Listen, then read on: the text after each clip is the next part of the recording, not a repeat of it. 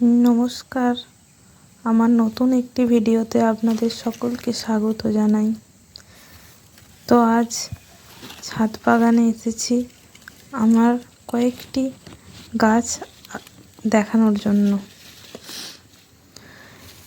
প্রথমেই দেখতেই পাচ্ছেন গাছটি আপনারা নিশ্চয়ই চেনেন, পেঁপে গাছ। তারপরে দেখুন লাউ গাছ বসিয়েছিলাম, 1 মাস বয়স হবে লাউ গাছগুলোর।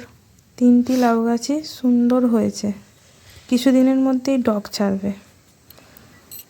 আরেকটি দেখুন কুমড়ো গাছ, এই সময় সাধারণত হয় না, কিন্তু বাই চান্স কুমড়োর বীজ আর কি ফুটে গেছে। বীজ ফুটে গেলে গাছ হয়ে যাবে।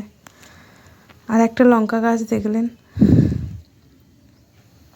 এটা আমার বড়মশাইয়ের গাছ। উনি কয়েকটা ধনে গাছের দানা বুনে ধনে গাছ তৈরি করেছেন। কয়েকটা পেঁয়াজ গাছও লাগিয়েছি।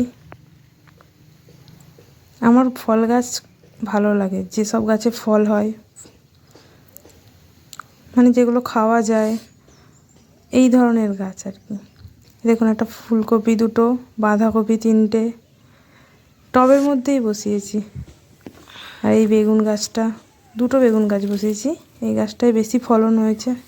এর আগেও কয়েকটা বেগুন সংগ্রহ করে খাওয়া হয়ে গেছে আর কি। আর একটা গাছে কয়েকটা ধরেছে, এই গাছটা আগেই ফলন দিয়ে দিয়েছে। আর ফুল গাছ হলো আমার বড়মশাইয়ের শখ, উনি কয়েকটি ফুল গাছ বসিয়েছেন। এই দেখুন আমি এমন বস্তায় আলু বসিয়েছি, জমিতে হচ্ছে কিন্তু আমার ছাদেতেও থাকবে।